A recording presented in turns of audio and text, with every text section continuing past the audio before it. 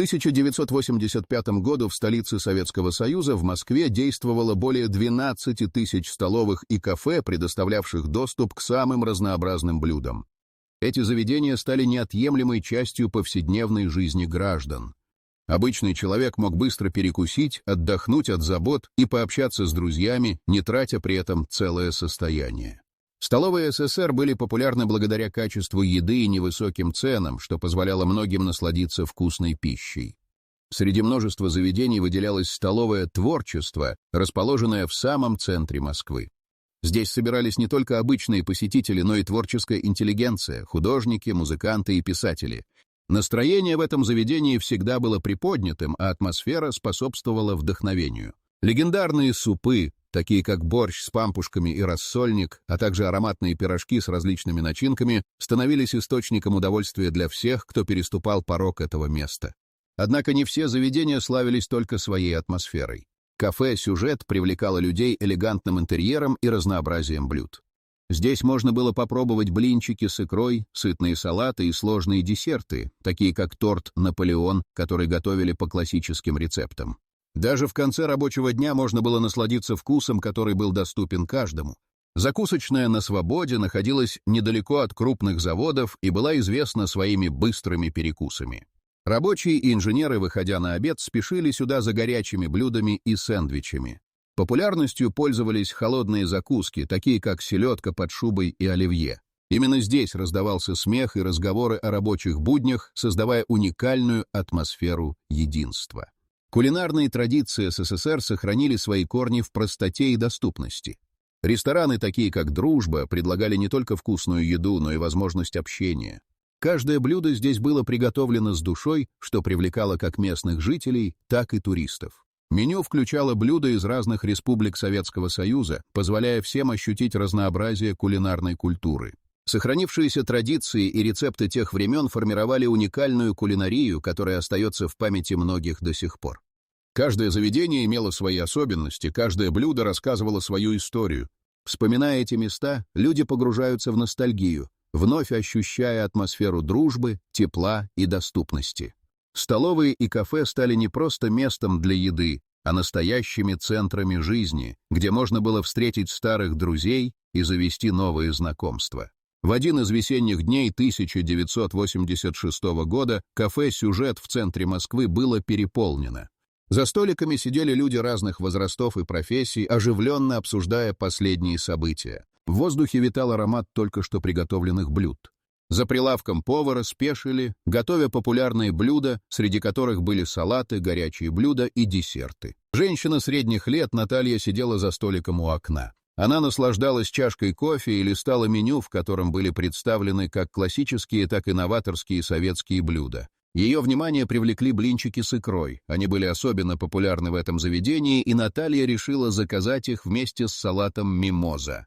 Официант, молодой парень с улыбкой, быстро принял заказ и направился на кухню. В это время к столику Натальи подошел известный художник, Виктор, который работал в духе социалистического реализма. Его картины выставлялись в нескольких галереях города.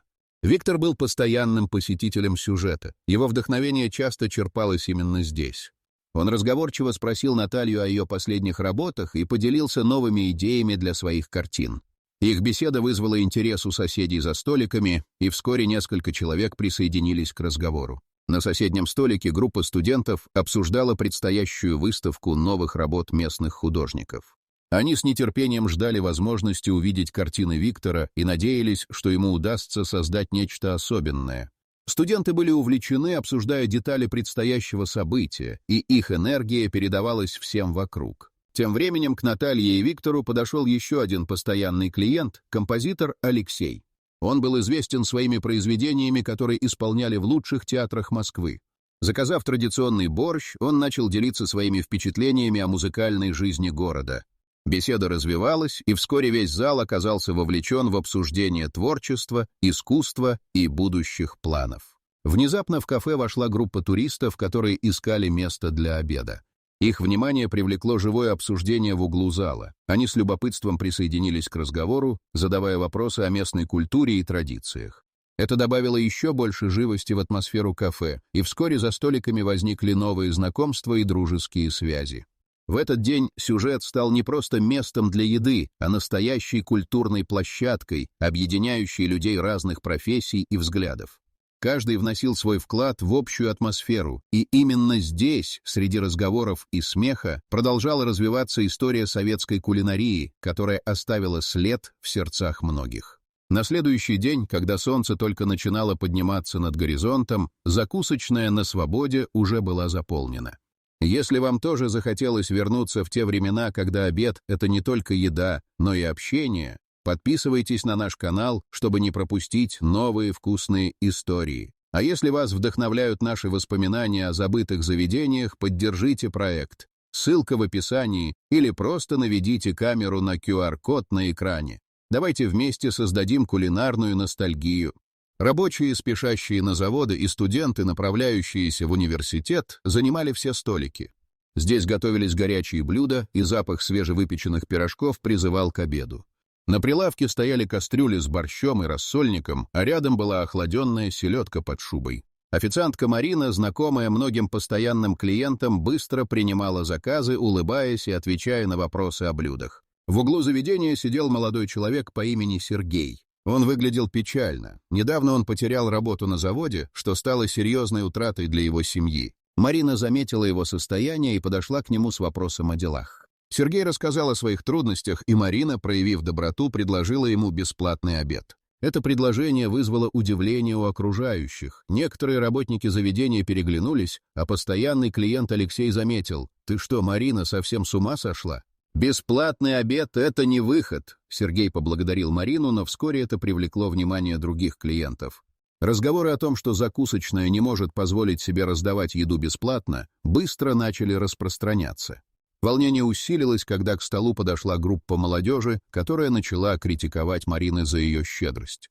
«Ты не можешь просто так раздавать еду, это же деньги заведения!» — выкрикнула одна из девушек. Разговор стал оживленным, и вскоре накаленная дискуссия привлекла внимание всех посетителей. Рабочие начали высказывать мнение о том, кто должен поддерживать трудящихся. Сергей, оказавшись в центре внимания, попытался объяснить, что в тяжелые времена важно проявлять человечность, и выразил благодарность Марине. «Я не прошу милости. Мне нужна помощь, как и многим другим. Мы все находимся в одной лодке», — заявил он. Это обращение затронуло некоторых, и в закусочной началась дискуссия о сообществе и поддержке. Алексей, который ранее критиковал Марину, встал и предложил объединиться для помощи Сергею. «Может, вместо споров лучше сделаем что-то полезное? Давайте соберем деньги или продукты», — воскликнул он. Слова Алексея встретили одобрение, и вскоре в закусочной начали организовывать небольшую акцию по сбору средств для Сергея. Это стало толчком для других клиентов, чтобы изменить атмосферу заведения в более теплую сторону. Закусочная на свободе стала примером, как люди могут объединяться и поддерживать друг друга в трудные времена. Весь зал наполнился разговорами о том, как важно быть рядом, и конфликт постепенно утих. На следующий день после событий в закусочной на свободе ресторан «Дружба» вновь открыл свои двери. Внутри царила атмосфера дружелюбия. Люди разных возрастов и национальностей собрались, обсуждая последние новости и наслаждаясь разнообразием блюд. В меню были представлены традиционные угощения со всех уголков Советского Союза: пельмени, хинкали, плов, борщи и салаты. В этот день в ресторан пришла группа иностранцев, которые приехали в Москву с целью изучения советской культуры. Они заранее записались на ужин и были заинтригованы возможностью попробовать настоящую советскую кухню. Официантка Лена, давно работающая в «Дружбе», встречала гостей с широкой улыбкой. Она рассказала им о популярных блюдах и предложила фирменные закуски. Иностранцы были восхищены подачей традиционных пельменей с соусом и сметаной. В углу зала сидела группа местных жителей, художники и музыканты. Они бурно обсуждали состояние искусства в стране, делились своими последними работами. Вскоре разговор перерос в споры. Некоторые считали, что поддержка культуры недостаточна, а другие утверждали, что правительство делает все возможное. Активным участником спора был Виктор, художник, который ранее встретился с Натальей в кафе «Сюжет». Внезапно один из музыкантов, Андрей, поднял вопрос о необходимости поддержки местных заведений, таких как «Дружба». Он отметил, что из-за растущих цен на продукты и аренду многие рестораны закрываются, и люди теряют возможность наслаждаться доступной едой. «Если мы не будем поддерживать такие места, то потеряем их навсегда», заявил он, привлекая внимание к своему выступлению. Слова Андрея вызвали бурную реакцию. Некоторые согласились с ним и начали обсуждать, как можно помочь местным заведениям. Другие же считали, что каждый должен заботиться только о себе. Спор перерастал в конфликт, и напряжение в зале возросло. Гости начали перешептываться, опасаясь, что это может испортить атмосферу. Лена, заметив накал страстей, решила вмешаться. Она подошла к микрофону и предложила всем поднять тост за дружбу и поддержку друг друга. Напомнив, что ресторан «Дружба» был задуман как место, где все могут собираться вместе, она попыталась создать единство. Это предложение помогло снять напряжение, и некоторые гости начали поднимать бокалы. Тем не менее, недовольные продолжали шептаться. Виктор, почувствовав, что его идеи не находят поддержки, встал и громко заявил: «Мы не можем закрывать глаза на проблемы, которые стоят у нас на пути. Это не только о еде, это о том, чтобы поддерживать друг друга». Его слова вызвали новый виток обсуждения, мнения разделились еще больше. Ситуация в ресторане «Дружба» накалялась, и каждый гость чувствовал давление происходящего вокруг. Обсуждение продолжалось, в воздухе витала неясность о том, как разрешится конфликт между желанием поддерживать заведение и растущей озабоченностью о будущем. На следующий день бистро «Буревестник» на набережной собрало своих постоянных клиентов и случайных прохожих, желающих насладиться свежим воздухом и видом на реку. Здесь подавали простую, но сытную еду, салаты, щи, жареную рыбу и пельмени, которые пользовались особой популярностью. Атмосфера была непринужденной, и люди общались, смеясь и наслаждаясь временем, проведенным вместе. В углу бистро сидела группа друзей, среди которых был Игорь, местный активист, известный своими выступлениями за сохранение малых предприятий. За столом он обсуждал с товарищами сложности, с которыми сталкиваются небольшие заведения. «Посмотрите на цены и аренду», — говорил он. «Многие бистро и кафе не могут выжить в таких условиях. Мы должны что-то сделать». К ним подошла Ольга, постоянная клиентка, которая работала в местном культурном центре. Она поддержала Игоря, добавив, что необходимо организовать мероприятия, которые помогут привлечь внимание к малым заведениям. «Если мы будем поддерживать друг друга, это поможет не только Буревестнику, но и всем, кто живет и работает здесь», — сказала она. Игорь кивнул в знак согласия и предложил идею провести фестиваль местной еды, который мог бы объединить разные заведения. Он был уверен, что это привлечет клиентов и создаст хорошую атмосферу.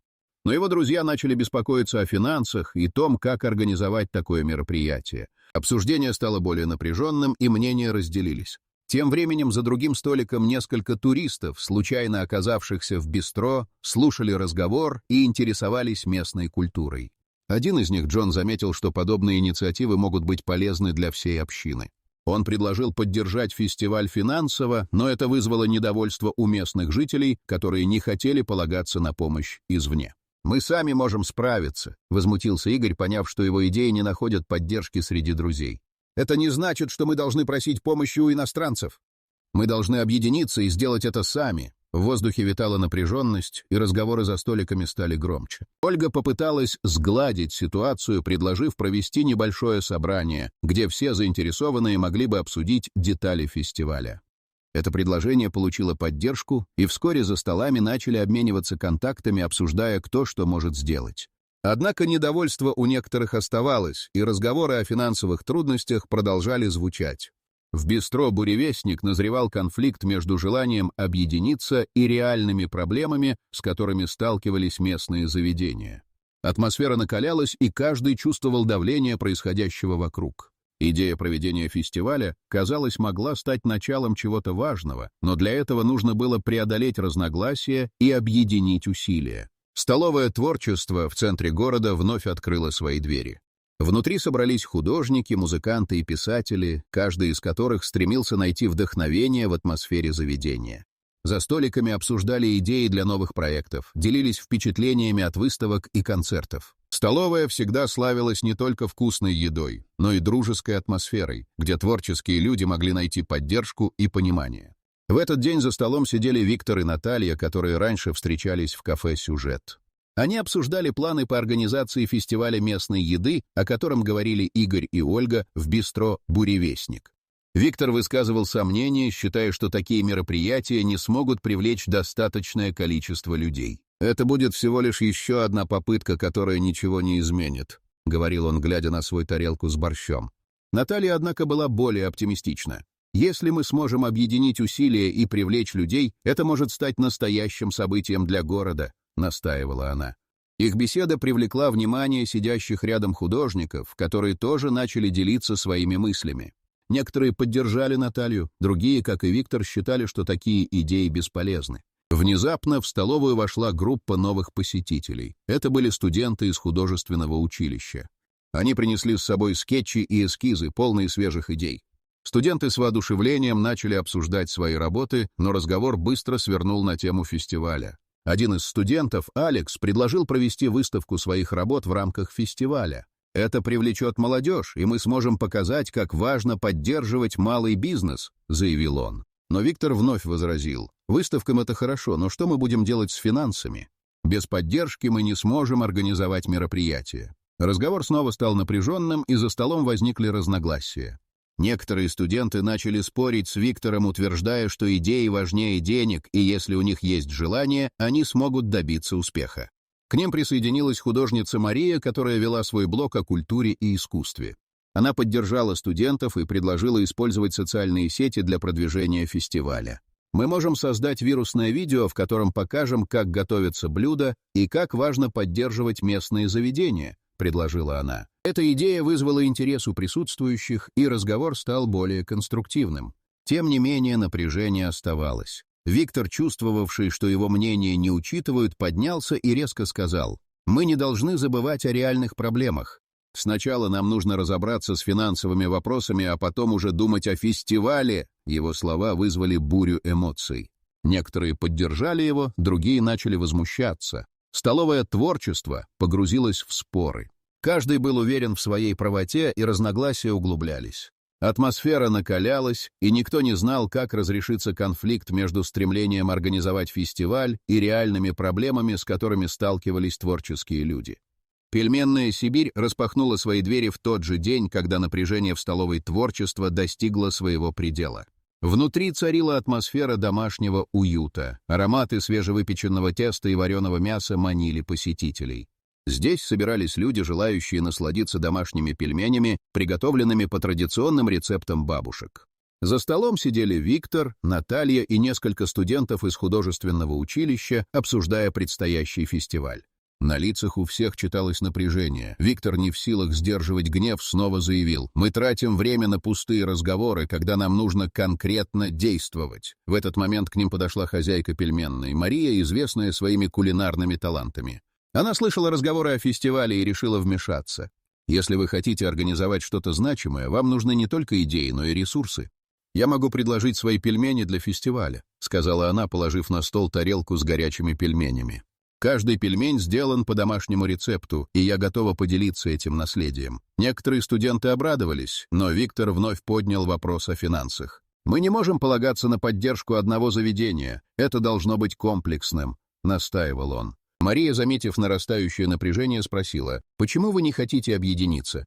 «Мы все можем поддержать друг друга». В этот момент один из студентов, Алекс, решился высказаться. «Мы все говорим о проблемах, но никто не говорит о возможностях. Если мы объединим усилия, мы сможем создать нечто удивительное». Он предложил организовать совместную акцию по сбору средств, где каждое заведение могло бы представлять свои блюда. Виктор вновь встал и сказал: «Но как мы будем контролировать это? Кто будет отвечать за организацию?» Его слова вызвали бурю эмоций. Студенты начали спорить, и вскоре разговор стал накаляться. В это напряженное мгновение Мария решила раскрыть главную тайну. «Я знаю, почему многие заведения закрываются. Это не только финансовые проблемы, но и отсутствие поддержки друг друга. Я сама потеряла заведение, когда не смогла справиться одна. Мы обязаны объединиться, иначе мы все окажемся на обочине», — произнесла она, ее голос звучал печально. Эти слова произвели впечатление на всех. Разговоры прекратились, и все начали осознавать, что они действительно стоят на грани потери чего-то важного. Виктор, почувствовав, что его позиция может быть не столь единственной, тихо добавил: «Я понимаю, что мы должны собраться вместе. Но как?» Ситуация в пельменной Сибирь достигла кульминации. Каждый присутствующий осознал, что единственный выход из сложившейся ситуации — это объединение усилий ради общей цели. В воздухе витала надежда, и разговоры начали принимать более конструктивный характер. Участники поняли, что их разногласия могут стать основой для создания чего-то большего, чем просто фестиваль. Фудкорт, оформленный в брежневском стиле, стал местом встречи для участников, желающих обсудить идеи фестиваля. Декор напоминал о советских временах: яркие плакаты, металлические столы и стулья, которые были характерны для столовых тех лет. В центре фудкорта расположились различные прилавки, где местные заведения предлагали свои блюда. Люди собирались, обменивались мнениями и делились впечатлениями о еде, создавая живую атмосферу. В этот день присутствовали представители всех заведений, включая пельменную «Сибирь», бистро «Буревестник» и столовую «Творчество».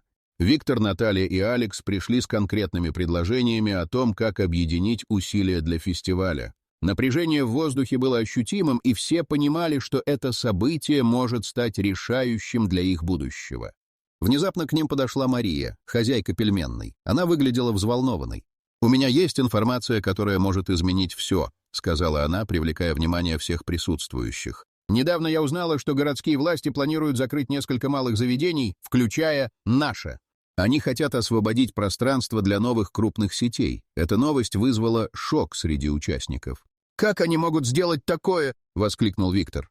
«Мы должны что-то предпринять». Он почувствовал, что настало время действовать, и его энергия передалась остальным. Наталья предложила организовать акцию протеста. «Если мы объединимся и выйдем на улицы, мы сможем показать, насколько важны малые заведения для города», — сказала она, ее голос звучал решительно. Алекс, вдохновленный идеей, добавил: «Мы можем пригласить местные СМИ, чтобы они рассказали о нашей акции.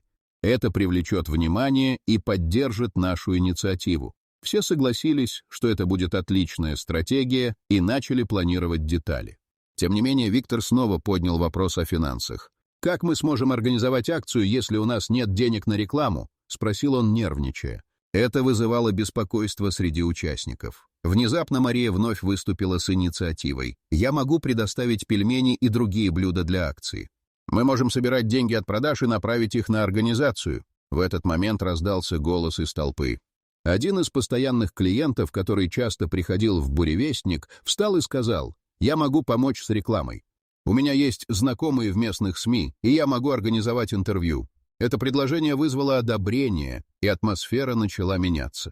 Люди начали обсуждать, кто что может сделать, и в воздухе витала надежда. Каждый из них понимал, что только объединив усилия, они смогут защитить свои заведения и сохранить культурное наследие. В этот момент участники поняли, что их разногласия могут стать основой для создания чего-то большего, чем просто фестиваль. Они готовились к борьбе за свои мечты и идеи, и это стало кульминацией их совместного пути. Акция протеста, организованная малым бизнесом, состоялась в солнечный день, когда на улицах города собрались люди, поддерживающие местные заведения.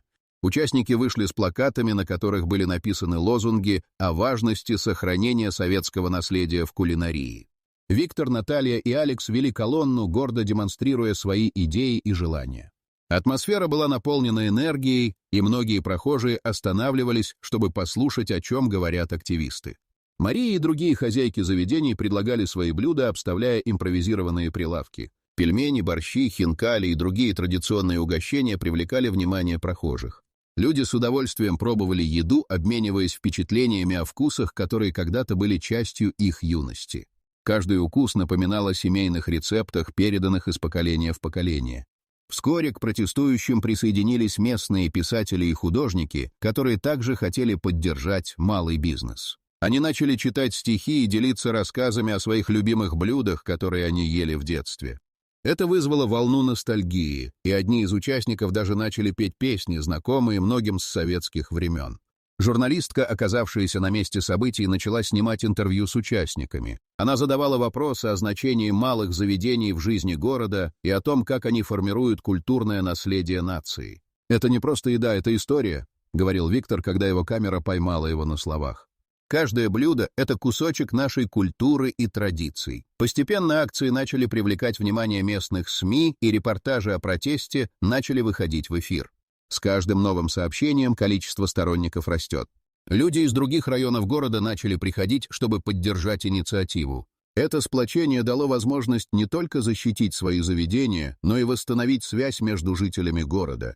В результате давления общественности городские власти пересмотрели свои планы и согласились на встречу с представителями малых заведений. Если вам понравилось вспоминать вкусные моменты из советского прошлого, подписывайтесь на наш канал, чтобы не пропустить еще больше ностальгических историй. А если хотите поддержать наш проект и помочь нам продолжать исследовать культурное наследие, загляните по ссылке в описании или отсканируйте QR-код на экране, ваша помощь не останется незамеченной. На встрече обсуждали, как можно поддержать малый бизнес, сохраняя при этом культурное наследие. Вскоре появилась программа, которая помогала владельцам ресторанов и кафе получать субсидии на аренду и обновление оборудования. Несмотря на трудности, участники акции поняли, что вместе они могут добиться значительных результатов. Каждый из них стал частью большой истории, посвященной наследию советской кулинарии. Они осознали, что важно не только защищать свои заведения, но и продолжать традиции, передавая их следующим поколениям. С тех пор фудкорты, столовые и бистро стали местами, где жители не только наслаждаются вкусной едой, но и собираются, обсуждая идеи, мечты и воспоминания. Эта история о единстве и борьбе за сохранение наследия осталась в сердцах людей и продолжает жить, передаваясь из уст в уста.